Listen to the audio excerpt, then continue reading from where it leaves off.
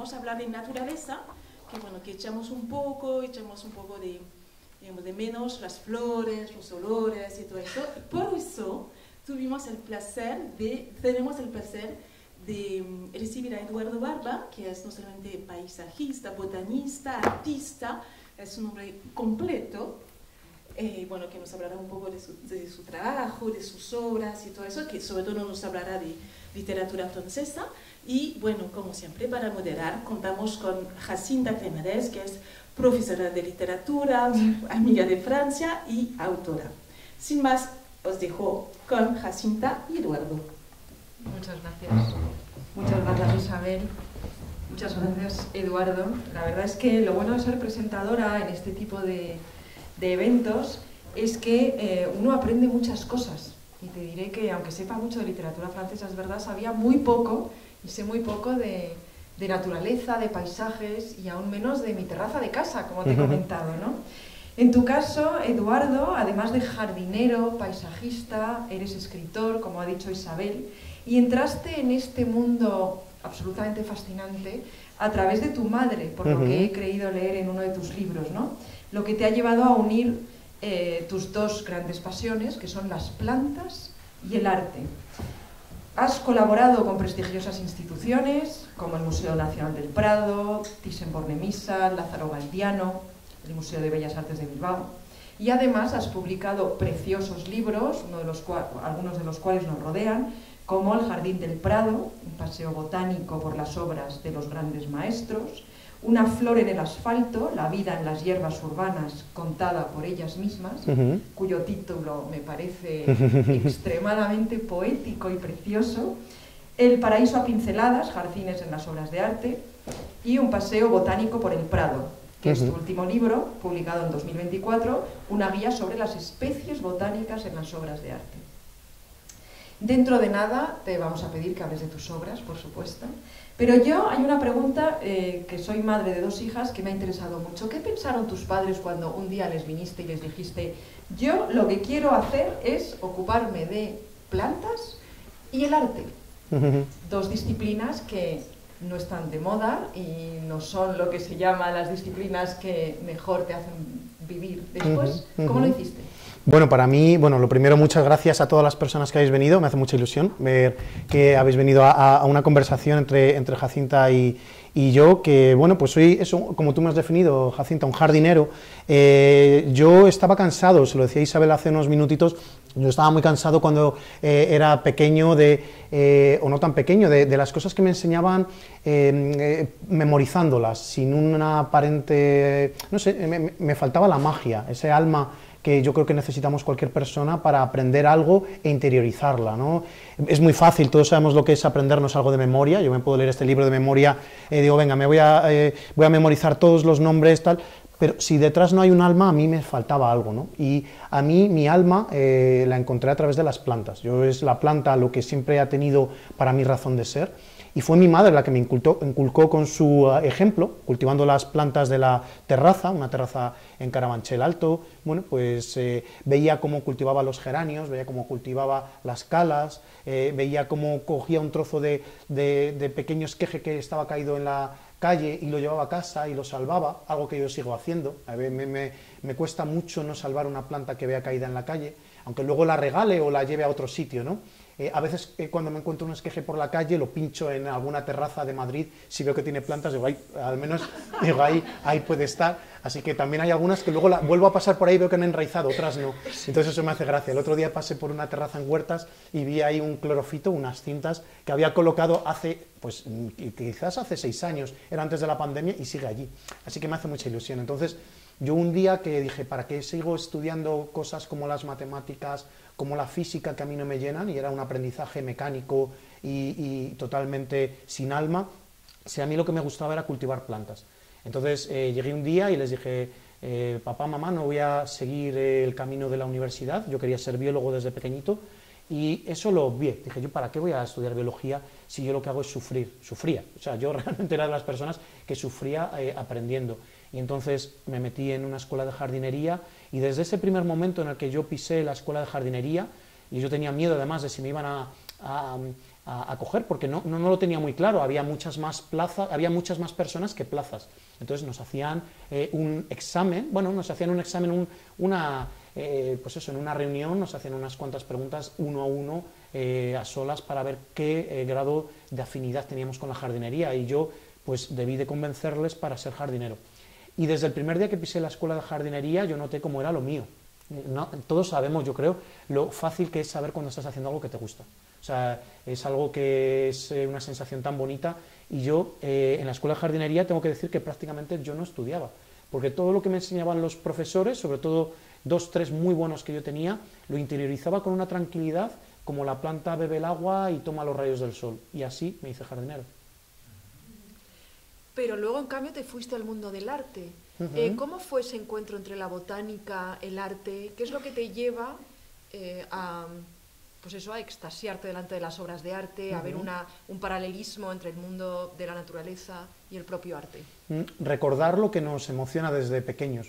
Yo, pues como tantas personas, yo creo que todos recordamos, ya sean nuestros hijos, nuestros nietos, nuestros sobrinos, que no hay nada más bonito para un niño que coger unos trozos de colores, ya sea unas ceras, sea unos lápices, sea unos rotuladores, y trazar, y juntar colores.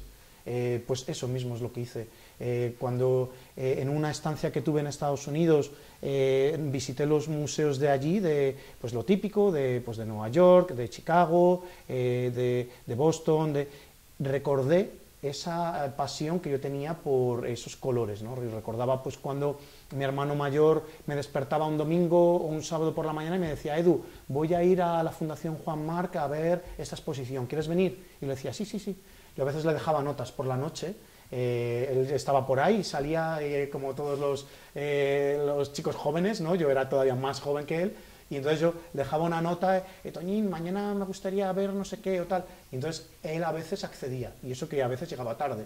Pues por la mañana íbamos a ver alguna exposición muchas veces, pero yo durante muchos años eso lo obvié, pues sepultado por otras inquietudes u otras afinidades, ¿no? Y en ese viaje estancia que hice en Estados Unidos retomé esa parte del arte, ¿no? De repente estar en un museo en el cual eres extranjero, ¿no? A veces hay que sentirse extranjero para sentirte que puedes vivir eso de una manera más intensa. A veces en tu propia ciudad no somos conscientes de toda la belleza y todas las posibilidades que nos ofrece esa ciudad. Hay personas aquí que sí, yo aquí conozco a varias personas de las que estáis entre el público, que sé que aprovecháis muy bien la ciudad porque le sacáis, le exprimís el jugo, pero muchas veces cuando vivimos en una ciudad no aprovechamos todo lo que hay, ¿no? Yo era de esas personas que, viviendo en Madrid, que es una de las ciudades más maravillosas que hay para vivir el arte a nivel mundial, o sea, no es una hipérbole. Yo creo que en Europa hay pocas ciudades como Madrid a nivel de arte, o sea, no solo de museos, sino de galerías, de exposiciones continuas, y la excelencia que tenemos, ¿no? Y entonces en Estados Unidos de repente se me encendió, Jacinta, esa bombilla, y decir: ahí va, pero si esto me gusta mucho, ¿por qué lo he olvidado? En el Metropolitan de Nueva York de repente me sentí ansioso por descubrir más de esta belleza, y dije: cuando regrese a Madrid voy a vivir el Museo del Prado desde un lado del adulto, no desde el niño o desde el joven que iba al museo pues cuando vas con el colegio, ¿no? O el instituto. Y me enamoré del Museo del Prado, me enamoré, además fui el día de mi cumpleaños, que ha sido hace poco, y de repente pues sentí que era un camino más que era complementario al mío, porque al final es descubrir la belleza de la naturaleza, en este caso ya no pues con las plantas vivas, sino con las plantas vivas pintadas en un cuadro. Sí, de hecho, cuando leía tu obra, me recordaba una conferencia en la que estuve en el Prado, de un francés también, Devier, que hablaba de los cuadros de la Edad Media, cómo había una parte del cuadro que aparecía desdibujado, y que el espectador no lo veía, o sea, veía la belleza perfecta de las figuras, pero esa parte desfigurada no sabía por qué el ojo humano no veía esa parte. Y me recordó cuando leía tus libros sobre las obras de arte, que hablas exclusivamente de las plantas, la naturaleza, cómo muchas veces vemos la obra de arte, pero no nos fijamos en la naturaleza, ¿no? ¿Cómo consigues que el espectador vuelva a ese cuadro y diga: anda, pues ahí perdonad porque recuerdo ese nombre, hay un Jacinto, que tienes de hecho uno que lo explicas, ¿no? Entonces, ¿cómo tu mirada quiso resucitar toda esa parte de los cuadros que no se solían mirar? Claro, porque cada persona al final miramos lo que tenemos dentro, ¿no? Esa parte que ya está manida de, es verdad, tú lo que observas en el día a día es lo que llevas un poco dentro, o quizás lo que te ha hecho daño y quieres ver, ¿no? Continuamente, ¿no? Yo conozco personas muy optimistas que solo ven la belleza y lo bueno de la vida, y hay personas muy pesimistas, que también conozco, que solo ven lo pesaroso y lo gris de la vida, ¿no? Todo depende del cristal con el color tal, que ahora no me va a salir la frase. Yo hay frases que ya como no me salgan en la primera, lo llevamos difícil, ¿no? Pues eso es. Entonces, yo siempre pongo, por ejemplo, bueno, hay uno de los muchos ejemplos sería el tríptico del Jardín de las Delicias, sí. ¿no? En el tríptico del Jardín de las Delicias, pintado por el Bosco en 1490, 1500, pues hay personas que solo ven el pecado y hay otras personas que van a ver la belleza. ¿Cuál es la diferencia? Bueno, pues el bagaje de cada persona, también el momento. Entonces, a mí como jardinero, la parte botánica era imprescindible desde el primer momento. Claro, yo de repente estaba viendo pues un cuadro de Padilla, donde ves el cortejo, el cortejo funerario, ¿no? de Juana de Castilla, que acompañaba el féretro de su marido, y yo veía esas hojas de plátano secas, del plátano de sombra, me refiero al árbol de la calle, en el suelo también. No solo veía los sentimientos, no solo veía ese pesar de la mujer que ha perdido a su ser querido, veía las expresiones, me fijaba en las manos y acompañando a todo eso estaba también pues la parte botánica. Entonces, para mí, igual que para los artistas que pintaron esas obras de arte o que las esculpieron o que las idearon, la parte botánica representaba una parte esencial, porque hay obras de arte que realmente, pues es algo que ya me habéis escuchado decir mucho, no se entienden sin esa planta o esa flor, ¿no? Hay retratos nobiliarios en los cuales sin esa flor el mensaje estaría incompleto, o el paisaje incluso, ¿no? Entonces es muy bello contemplar esa mirada. Pero también, de nuevo, yo siempre digo, no hay nada más bonito que ir con alguien distinto o muy ajeno a ti al Museo del Prado o al Thyssen o a donde sea, cualquier colección de arte, porque siempre te va a enseñar una mirada distinta. Y en eso sí que es muy democrático el arte. Esa frase que yo odio, la repudio, yo no entiendo de arte. Digo, todos tenemos afortunadamente dos ojos y no hemos perdido la visión. Y esa visión de cada persona es tan única y es tan bonita, y no hace falta saberse las fechas, ni el artista, ni el movimiento artístico, ni el periodo, ni absolutamente nada de esos datos. El arte lo que tiene que hacer es pues lo que todos sabemos, que lo hemos oído tantas veces, conmoverte, y que te haga fijarte en algo. A mí me da igual, y yo he estado con niños en el Museo del Prado, te digo el Museo del Prado porque es una de las colecciones que mejor conozco y donde quizás he ido con más niños a visitarla, y a mí hay muchos niños que me han sorprendido su manera de ver el arte, pero preciosa, además, muy bonita. Ha habido niños que me han emocionado, con fijarse en detalles que a veces son únicos, una pequeña pincelada a veces, y es qué cosa más bonita. Ese niño me está enseñando lo que él ve y a través de su mirada interiorizo más. Entonces, bueno, pues yo la mirada es la de un jardinero que ve esa belleza botánica continua. Pues la verdad es que un jardinero y un escritor también, porque no sé. luego, después de todo esto, has acabado plasmando en estos libros tan bonitos tu visión de esos cuadros a través de tu texto. ¿Cómo resultó este paso de pues el ver, el narrar, a el hecho de escribir? ¿Te costó? O sea, ¿cuándo empiezas en el mundo de la literatura? Fue de una manera natural. Todas las cosas a veces cuando van en el cauce del río correcto te van llevando al sitio, ¿no? Te llevan a orillas que pues previamente sin tú saberlo quizás ya las has trazado, ¿no? Yo quizás el día que elegí meterme en esa escuela de jardinería, las orillas de mi río a continuación pues ya estaban pobladas de estas páginas, ¿no? Y de estas hojas que ya no eran las hojas de las plantas sino las hojas de papel, ¿no? Entonces para mí fue una cosa como muy tranquila, fue llegar. A mí hay una cosa que yo siempre recuerdo desde pequeñito, que me gustaba mucho la caligrafía, me gusta mucho escribir a mano. Y creo que eso nos conecta mucho con nosotros, ¿no? El escribir a mano. Es muy raro el día que yo no escribo a mano algo. Yo, bueno, siempre llevo un bolígrafo en el bolsillo. O sea, yo no puedo salir de casa sin... Pero es que aunque baje a comprar el pan, No, a la gente se ríe, la gente que me conoce me dice, sí, a lo mejor te piden que escribas tal. Yo, pues no lo sé, pero siempre voy con un boli. Es como la cartera, el boli y ahora ya por desgracia el teléfono también. Entonces voy siempre con ese boli. Entonces para mí siempre la escritura ha representado también parte de ese río mío, ¿no? De ese arroyo que me ha llevado al final a estas orillas del libro. Fue algo sencillo, natural. Querían que plasmara mi experiencia en las colecciones del Museo del Prado, pues querían que transmitiera esa parte personal de cómo veía yo una colección como el Museo del Prado y eso es lo que me ofrecieron. Me pidieron un ensayo, que por eso tiene esa carga personal de la que os comentaba antes, ¿no? Antes de comenzar este acto, donde yo no quería escribir de mí. Yo se lo comentaba a Isabel hace un ratito, digo, yo no quería escribir de mí, o sea, porque yo no tengo esa necesidad de demostrar lo que yo hago, o sea, a nivel profesional sí, porque es lo que me da de comer también y lo que me permite también seguir haciendo lo que me gusta, pero yo no tenía esa necesidad de contar de mi vida. Así que me lo ofreció Espasa, me pidió un ensayo, me pidió algo personal y cristalizó en ese primer libro que es El Jardín del Prado, que pues lo veo a veces como si lo hubiera escrito otra persona. Me hace gracia cuando lo ves ahí, ¿no? Dices, porque ya se ha hecho mayor. Yo creo que es como los padres, ¿no? Sí. Las madres, cuando veis a vuestros hijos y ya ves que ese ser que antes lo podías acoger en tu regazo y que era muy maleable, aunque ya tuviera su personalidad, de repente ya se ha hecho adulto.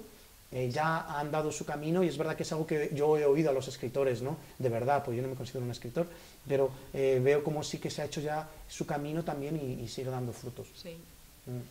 El caso es que, bueno, hay varios escritores de los que hemos estado hablando, franceses, y que hemos elegido en común, y que me gustaría que nos hablaras un poco de ellos, ¿no? Tenemos a Jean Giono, el hombre que plantaba árboles, el Dominique Roch, El aroma de los bosques, L'Oasis y La vida simple de Tesson.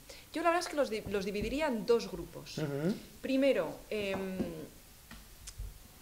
L'Oasis me ha recordado mucho a cómo escribes tú y cómo te enfrentas, no te enfrentas, cómo te llenas de naturaleza, ¿no? ¿Por qué? Pues porque L'Oasis es un joven que con su mujer y sus hijos decide comprar una casita y arreglar ese jardín, como tú arreglas tu propio espacio en la propia ciudad, ¿no? Es encontrar ese lado de la naturaleza en la propia ciudad en la que uno vive, ¿vale? En el caso de los demás, tengo la impresión de como que se van lejos para encontrarse en la naturaleza. Pero en el caso de L'Oasis, como tú, es encontrar la naturaleza en tu propia casa. ¿Qué es lo que te ha gustado de este libro? ¿Qué es, porque lo enseñas con gran amor? A mí me ha encantado también, me ha llenado de paz, de tranquilidad, de belleza, de sentir que vivimos en un mundo bonito, que ofrece tantas posibilidades. Cuéntanos. Pues para mí lo que de donde parte este libro es de la calma y de las ganas de aprender, ¿no? Me gusta mucho porque yo me siento muy identificado con el escritor, autor, ilustrador, ¿no? del libro, porque parte de ese querer cambiar, ¿no? Sí. Él viene desde un mundo pues más urbano y un buen día pues se va con su familia compra esta casa con su jardín y lo hace desde cero, ¿no? Fijándose en la naturaleza. Y es muy bonito porque refleja un poco el cambio que yo creo que todos deseamos para nosotros, ¿no? Que es el querer una vida más rodeada de belleza, de más calma, de más realidad, ¿no? Algo que nos aleje pues muchas veces de estas pantallas y de esas cosas que tienen caducidad. Todo es caduco, todo es caduco, pero la naturaleza yo creo que es la gran verdad que tenemos, es lo único que no va a cambiar. Un árbol sigue siendo exactamente lo mismo hoy que hace 100 millones de años, aunque la especie pueda ser otra, sigue siendo la misma realidad, y es una realidad con la naturaleza que a mí me gusta mucho. La misma portada ya lo define, ¿no? La portada es pues igual que un cuadro.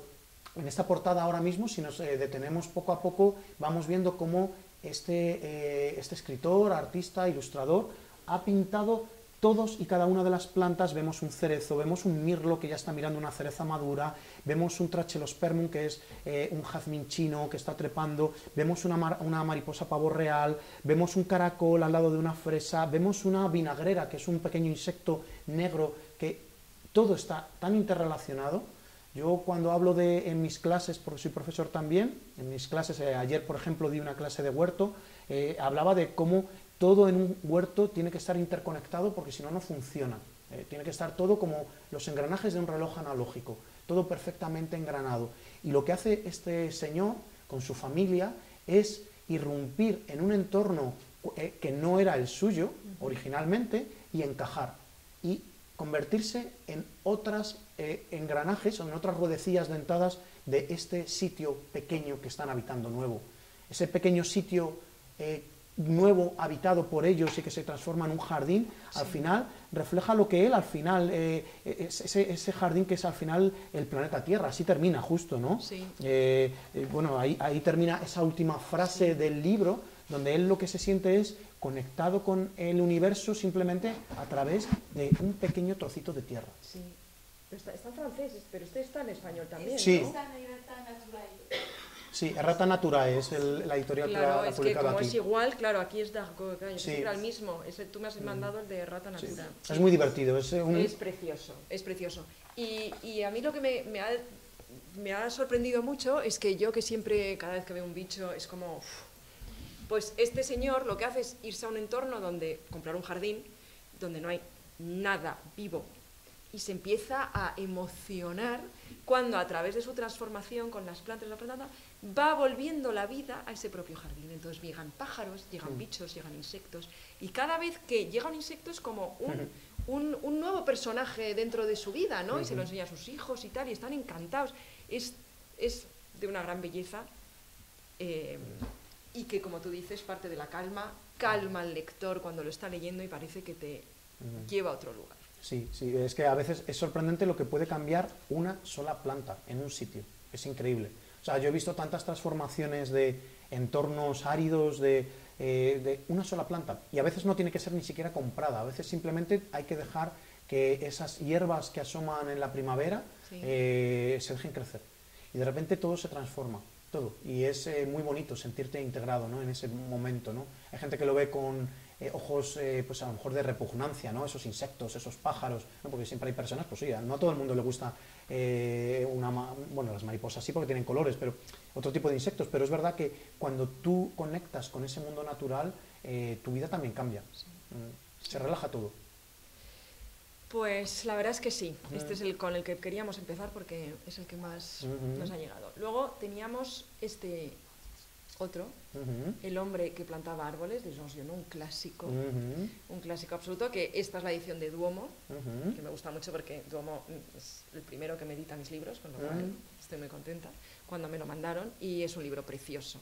Es, bueno, háblanos porque nos has dicho lo mucho que había transformado tu vida, que había llenado tus primeros momentos de lector, este libro del hombre que plantaba árboles. Cuéntanos tu experiencia con este libro tan bonito. Para mí Jean Genot es un artista, un escritor que le tengo mucho cariño por esta pequeña joya, ¿no? Hay pequeñas joyas que no hace falta que sean grandes, y esta es una de esas, ¿no? Cómo de repente la voluntad de una sola persona es capaz de transformar un entorno.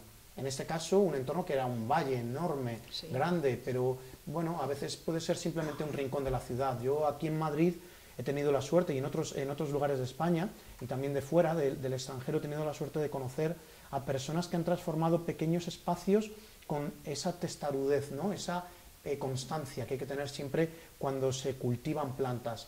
Y a través de ese pequeño cambio de cultivar plantas, ver cómo se transforma todo alrededor. Es una pequeña bola de nieve que se tira desde lo alto de una montaña y va rodando ladera abajo y cada vez se va haciendo más grande, más grande, más grande, y al final acaba siendo una montaña, ¿no? Y eso es muy bonito, ¿no? Y es uno de los libros que yo más he regalado, El hombre que plantaba árboles, porque tiene la esencia de la tranquilidad.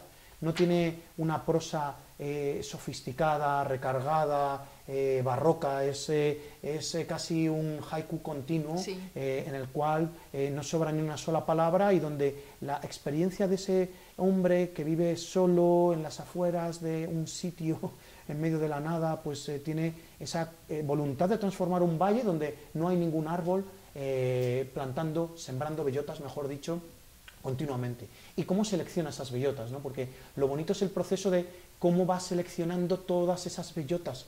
No solo es el acto de sembrar, sino es cómo va sembrando y seleccionando esas bellotas, ¿no? Como por las noches abre el saco, echa esas cuantas bellotas, selecciona un número concreto todas las noches para al día siguiente irlas una a una. Sí. Sabe que de esas X bellotas que siembre, solo una o dos al cabo de X años va a ser un gran árbol, pero le da igual. Y esa constancia es lo bonito, ¿no?, que tiene el libro, ¿no? Y por qué haces las cosas, ¿no? A veces no hay que encontrar una razón, ¿no? Yo creo que aunque esto sea más o menos ficcionado, sea más o menos realidad en este libro, creo que lo bonito es cómo cuenta de, no importa cuál va a ser el resultado, sino el motivo por el que yo lo hago, ¿no? Es como muchas veces se dice en ciencia, ¿no? Lo importante no son las respuestas, lo importante es la pregunta. Sí. Entonces eso es lo que hay que hacer muchas veces en nuestros en el día a día, ¿no? Decir, ¿por qué quiero hacer esto? Vale, y yo estar convencido de por qué lo hago. Yo pongo siempre de ejemplo, hay un cuadro en el Museo del Prado, que está ahora en el itinerario botánico, actualmente tengo un itinerario botánico en el Museo del Prado, hay un cuadro que es un cuadro maravilloso de unos, es el jardín, no me va a salir, La Fuente de la Gracia se titula el cuadro, ¿no? Es La Fuente de la Gracia. Es un gran cuadro, una gran tabla, donde hay una terraza donde hay un montón de ángeles músicos. Esos ángeles están en medio de una pradera enorme, llena de muchas pequeñas plantas herbáceas. Ahí hay pintadas unas cuantas plantas de fresa. Esas fresas tienen unos 40 frutos casi. Esos frutos miden 1,5 milímetros, 2 milímetros. Todas esas fresas tienen el golpe de luz correcto, igual que todos los personajes de la obra.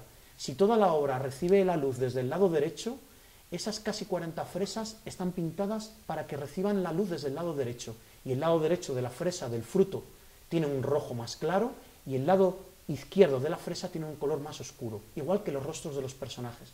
Es decir, un artista que sabía que esa obra se iba a ver en condiciones de poca luz, porque estaba en un interior, muchas veces a la luz de una vela.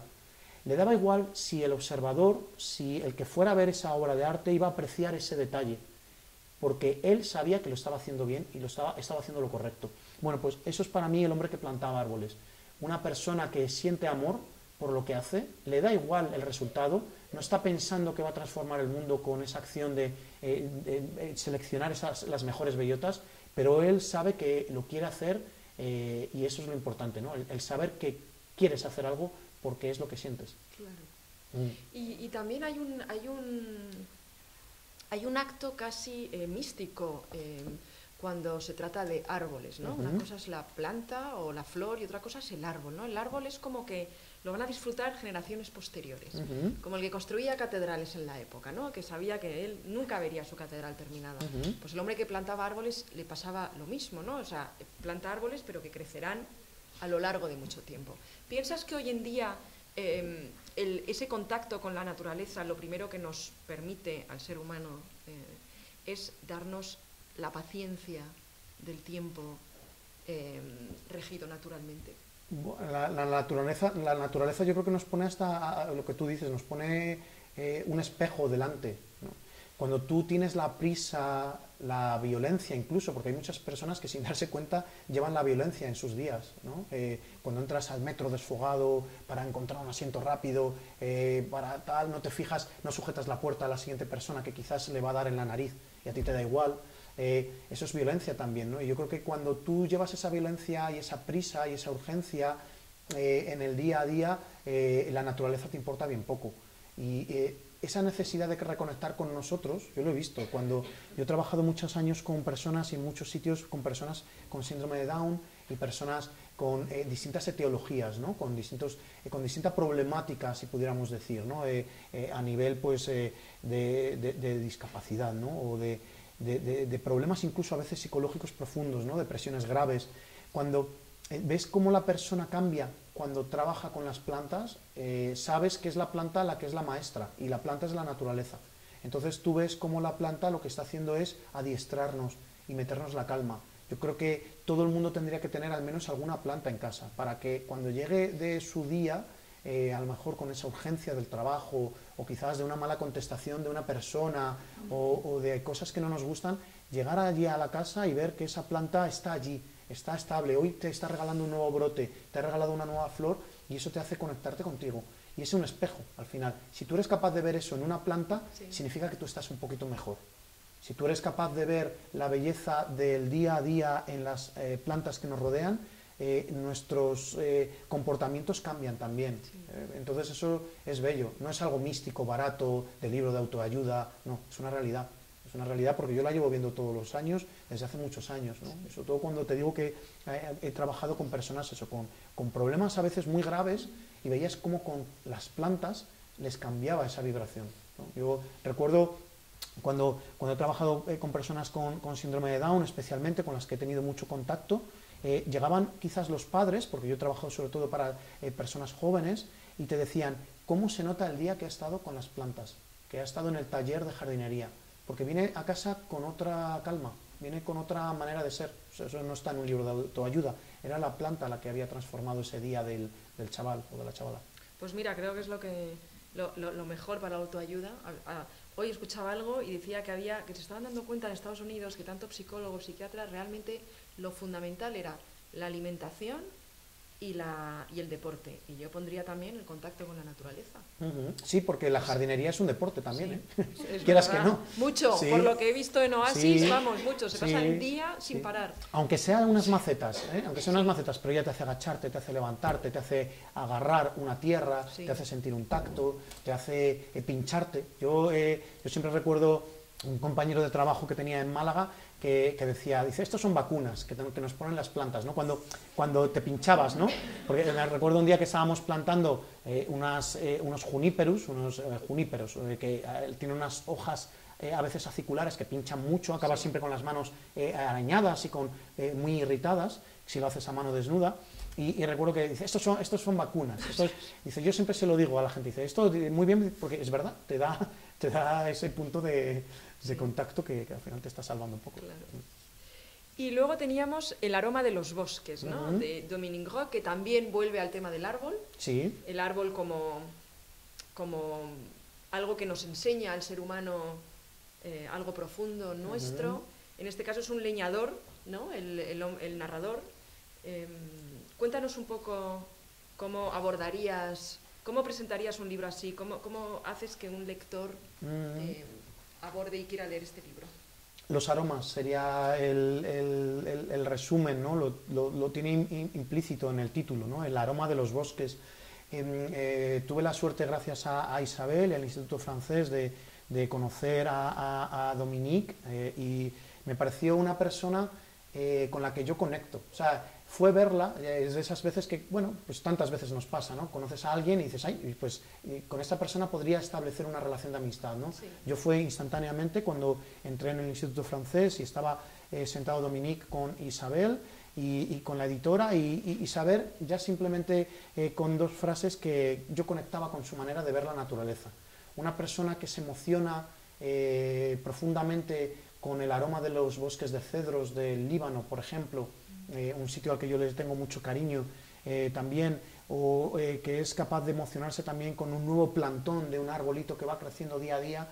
Para mí es una persona que es fácil de conectar con ella, ¿no?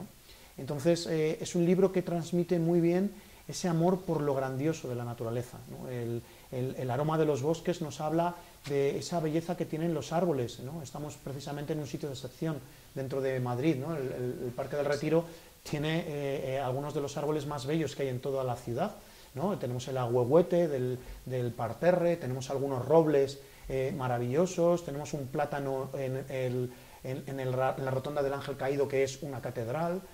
Tenemos un tejo maravilloso cerca del templete de música. Hay tantos árboles aquí tan bellos y no hace falta irse a un bosque. Y Dominique es capaz de traernos esos bosques lejanos en estas páginas y nos hace emocionarnos. Es un libro muy sencillo, escrito con la pasión de alguien que hace de nuevo lo que le gusta, ¿no? Él va recolectando como un cazador de esencias esos perfumes de las plantas por todo el mundo y las lleva para que al final una persona abra un botecito y le lleve a esos lugares lejanos, ¿no? Y además de una manera muy bella, porque lo que hace es conectar con las personas que cuidan las plantas de manera tradicional en esos lugares de origen, ¿no? Conoce a las familias, conoce la tradición, para que no se pierda, para que esas personas que vivan en ese entorno sigan cuidando de estas plantas, porque somos un poco pastores también de los árboles, ¿no? Como ya decía Tolkien en El Señor de los Anillos, sí, ¿no? Somos un poco también pastores de árboles, porque por desgracia los sometemos también, ¿no? Los bosques los hemos sometido desde antiguo, y todavía lo seguimos haciendo, pero hay una manera de hacerlo más bella, y es con ese escuchar a la naturaleza y dejar que la naturaleza también actúe. Y eso lo recoge muy bien este Aroma de los bosques en sus páginas Dominique Roch. Pues sí, pues es un libro, muy bello. Muy bello, exactamente. Sí. Y me encanta la portada. La portada es preciosa. Y que, como tú dices, ¿no? Es sobre todo una persona que vive su pasión. Sí, vive su pasión. Sí. Sí. Y luego tenemos a Sylvia Tesson, que Sylvia Tesson es realmente, además de escritor, es su propio personaje, ¿no? Porque su vida misma es pues ser el personaje de estas historias en las que se va a vivir la naturaleza de una forma un poco violenta, diría yo. A mí este libro no me ha dado tanta calma como el Oasis en absoluto, a pesar de que Sylvia Tesson lo que buscaba era la calma, yéndose a estos confines de Rusia, detrás de una nieve que le duraba todo el año, ¿no? Entonces, bueno, a mí reconozco que me ha gustado, porque me gusta el personaje y me gusta la literatura francesa, pero es verdad que no tenía la impresión de que era un hombre que se fundía con la naturaleza, o por lo menos en la primera parte del libro, ¿no? Luego ya llega un momento en que si le cuesta mucho retomar esa calma, le cuesta mucho parar, le cuesta mucho dejar de beber también, y en todo eso he sentido como que se obliga a entrar en contacto con la naturaleza para dejar esta capa de civilización que tenemos todos nosotros viviendo en una ciudad. ¿Piensas que el ser humano de hoy en día necesita esos momentos de reconexión con la naturaleza? ¿Piensas que esos momentos, en mi caso lo son tan difíciles, sobre todo al principio, de desacelerar y de sumirse en la calma que te ofrece tu entorno? Sí, yo creo que este artista, como tú dices, para mí, o sea, este artista, hoy estoy diciendo que todos son artistas, este escritor, para mí es lo opuesto a este otro.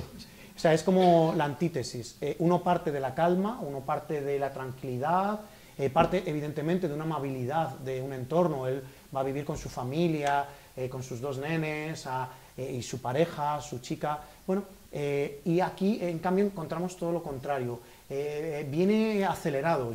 Me llamó mucho la atención. Es verdad que es un libro que te mueve. A mí claro, por esa violencia te mueve, bueno, pues de una manera bastante peculiar. Yo antes recordaba, cuando estábamos ahora con Isabel, digo, es que una de las cosas que me llamó la atención al comienzo del libro es que cuando va a comprar comida tiene la posibilidad de elegir entre no sé cuántas salsas para llevarse para hacer la pasta, porque va a estar no sé cuántos meses en una cabaña en el lago Baikal, rodeado pues de una naturaleza de lo más agreste que podemos encontrar en plena Siberia, y la salsa que elige es la más picante, o una de las más picantes. Podría definir un poco eso, ¿no? Y también el vodka, se lleva vodka, se lleva 60 libros, o sea, sin darse cuenta que él mismo va a vivir una aventura en el cual él es el propio protagonista de Elige tu aventura, ¿no? Y que quizás los libros le van a sobrar, ¿no? Una frase que dice al principio, dice, quizás lo que tenía que contar a la gente es que me iba a vivir a una cabaña porque tenía muchas lecturas, muchas lecturas atrasadas, muchos libros por leer, ¿no? Bueno, yo creo que no es una persona que tiene una manera de ver la naturaleza muy distinta a la que acabamos de hablar, ¿no? De esos tres otros escritores, ¿no? De Dominique, de Jean Genot o de este Oasis, ¿no? que decíamos. Entonces, para mí creo que parte de esa sociedad un poco enferma que necesita estar haciendo cosas muy vibrantes para vivir, tener la sensación de que estás haciendo algo, ¿no? Y entonces es un personaje que a mí me cuesta sentirme identificado con este escritor, ¿no? Sí.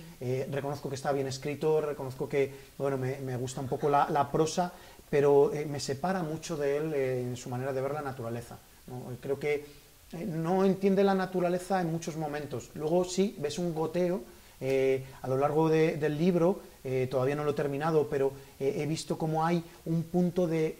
Sí que va conectando poco a poco con la naturaleza, pero le cuesta mucho, porque no ha dejado el traje de la impaciencia, de la prisa. El reloj está presente, aunque los días sean iguales, Sí. y eso no Está me deseando gusta. siempre que le vengan a ver cuando Sí. se iba para estar solo. Exacto. Y está siempre como deseando. Y le viene Sí. a ver gente que dices, pero es que mejor estar solo, ¿no? Que con Sí. esta gente. Sí, para mí es Y un luego poco no entiendo, impostado. sí, a mí lo que, bueno, a mí me gusta Silva Antero porque me gusta ese personaje.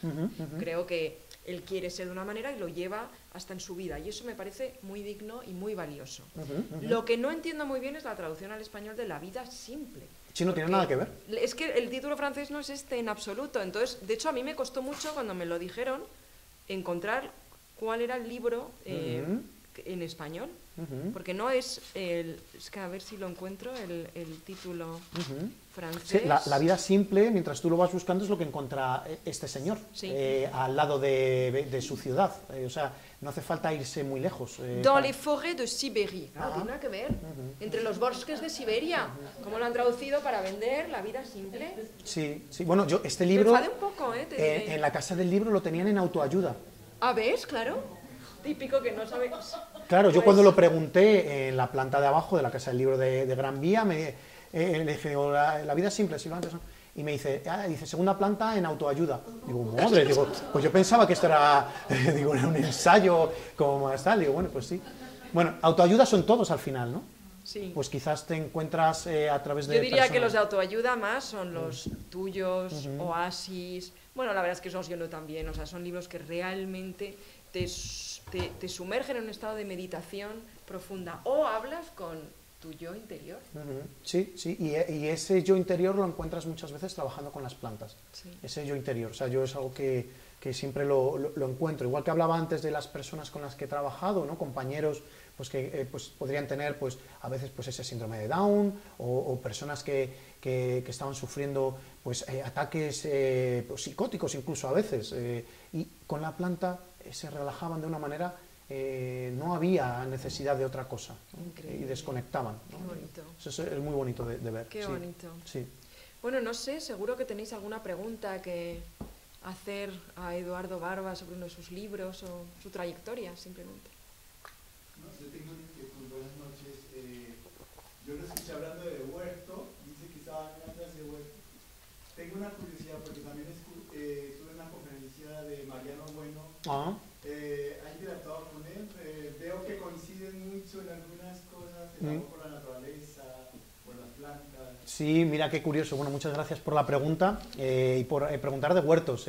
Mira, Mariano Bueno yo lo recuerdo con mucho cariño, nunca lo he conocido en persona, pero es una de las... es otra de esas personas que estoy seguro que si hablara con él yo creo que coincidiría, ¿no? Porque tiene creo que mucha sensibilidad también.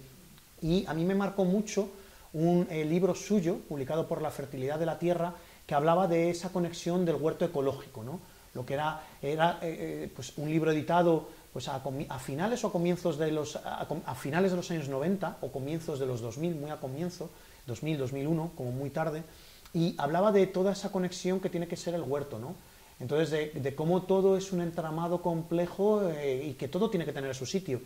Yo, una de las preguntas que me hizo una de las alumnas en la clase de ayer o de antes de ayer, ya no sé qué día es hoy, pues era, ¿estas hierbas tienen aquí lugar o hay que quitarlas? Digo, hay unas que tienen lugar y otras que quizás no. Y entonces es la decisión es de la persona que cuida ese huerto, de cuáles dejar y cuáles quitar. Porque si tú dejas unas, vas a notar cómo ese huerto se va a convertir en algo mucho más rico. Lo que no es lógico es cuando tú tienes un huerto que estás sin una sola hierba, que solo tienes las plantas cultivadas, solo tienes tus tomates, tus pimientos, tus berenjenas, tus alcachofas, y el resto tiene que desaparecer porque no es algo de lo que tú vayas a hacer uso. Cuando tú haces un huerto así, significa que no has entendido ni papa, como diría un argentino, no has entendido absolutamente nada de lo que es la naturaleza, porque en la naturaleza tiene que haber también ese granito de arroz quemado para que la paella sepa bien. Entonces tienes que tener en cuenta que esas hierbas a veces tienen que tener su sitio, quizás no al pie de la lechuga que luego te vas a comer, porque esa lechuga va a tener sombra, pero quizás medio metro aparte de esa lechuga sí que tienes que dejar esa hierba que crezca, porque con sus raíces está liberando sustancias que van a ser buenas para la lechuga o para otra planta que va a ayudar a esa lechuga. Y esa misma planta puede atraer a insectos que van a luchar contra las plagas de tu huerto. Entonces es muy bonito ver que hay personas como Mariano Bueno, que llevan enseñándonos también desde hace muchos años lo que es la belleza de la naturaleza más domesticada como puede ser la de un huerto, porque hay cosas, hay pocas cosas más domesticadas que un huerto en cuanto a naturaleza, ¿no? Un huerto es un sometimiento muy continuo de ciclos muy intensos, que ahora tengo el tomate, luego viene el no sé qué, luego el quito, pongo, entonces hay que tener también esa calma para apreciar lo que no es solo producto, sino también lo que acompaña a esos productos. Y perdóneme Claro. la última, pues me agrada mucho la sensibilidad, ¿no?, que tienes por las plantas, los árboles, y que también me conectó con una lectura en el discurso de José Saramago, hace alusión a los abuelos, y específicamente cuando el abuelo va a morir, ¿no? Entonces el día anterior, cuando él ya presidente, que está muy cercano a la muerte, va y se despide de cada uno de los árboles más cercanos, ¿no? Con llanto, con mucho dolor, y comienza a abrazarlos y a despedirse.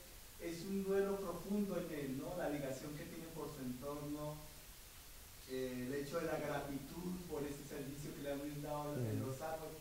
Entonces, esa sensibilidad que expresas me hizo evocar esa imagen pues del abuelo de José Saramago. Qué belleza de lo que nos acabas de compartir, porque no la recordaba o no la conocía. Parece bellísimo. Yo quiero que lean el discurso de la aceptación del Premio Nobel de Literatura de José Saramago, allí está. Pues es precioso, bueno, Saramago. Otra persona con una sensibilidad extraordinaria, ¿no? Como estos, aquí tanto, ¿no? Lo siento, se me va a notar que le he cogido un poco de gato a este, pero qué maravilla, ¿no? Qué maravilla.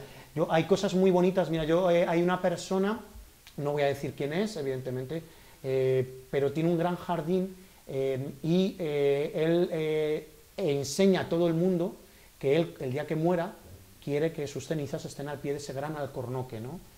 Porque es un alcornoque que lleva en el jardín antes de que él llegara y transformara ese espacio, y es muy bello, ¿no? Ver que hay cosas que te van a sobrepasar en tiempo, eso es muy bonito.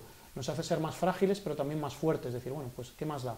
Esto es así, y aceptar que somos muy efímeros, que hay otros seres vivos que tienen un reloj mucho más amplio que el nuestro, como pueden ser los árboles, que pues, pueden vivir 500, 1000, 2000 años y tan tranquilos, y eso es bello, ¿no? Qué bonito, gracias por compartirlo.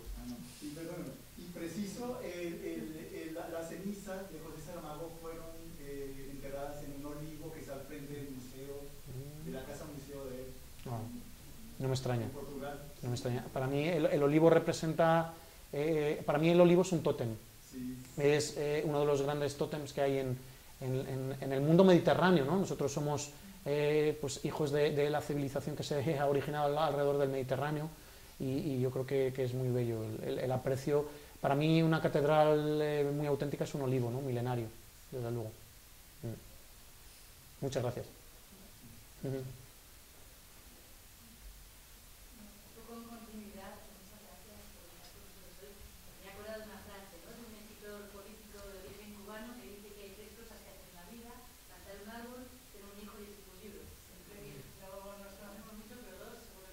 Sí.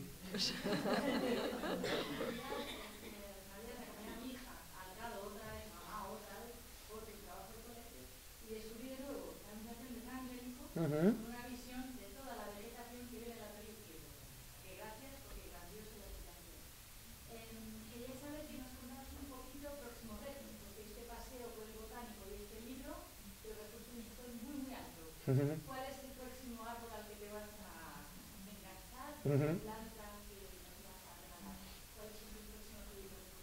Bueno, pues muchas gracias por venir, y bueno, me alegra mucho que hayáis ido al Prado con esa visión botánica, ¿no? Yo cuando voy al Prado con con pues, personas de muy distinto tipo, siempre hago que yo lo que quiero es que se enamoren perdidamente del arte, siempre. Y cuando voy con niños les enseño colores, cuando voy con personas que tienen otro tipo de interés les enseño emociones, ¿no?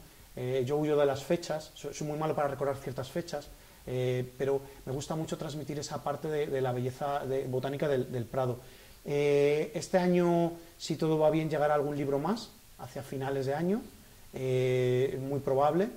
Vamos a ver cómo ando con más cosas, pero mira, ya estoy diciéndotelo y ya tengo ganas de llegar a casa para ponerme a escribir, porque es como un jardín. Cuando tú pones una semilla, tú en el momento en el que ya estás abriendo el sobre con las semillas, tú ya estás oliendo esa flor, ¿no? Aunque todavía queden muchos meses.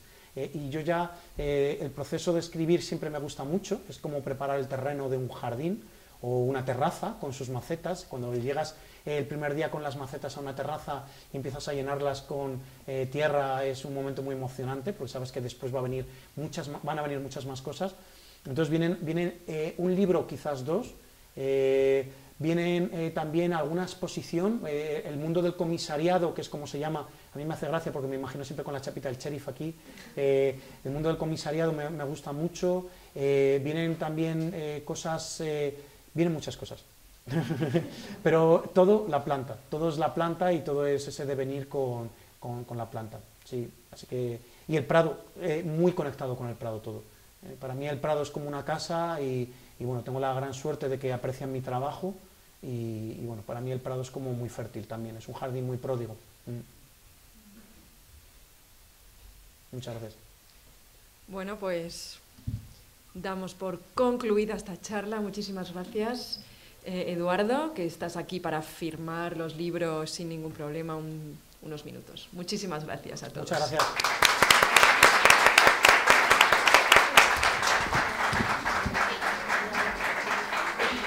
Solo agradecer a la librería Cervantes por estar aquí y para presentar los libros y para deciros que la próxima sesión tendrá lugar el 18 de marzo con Mercedes Momani de invitada, que hablará de las plumas autóctonas. Bueno, muchas gracias y buenas noches.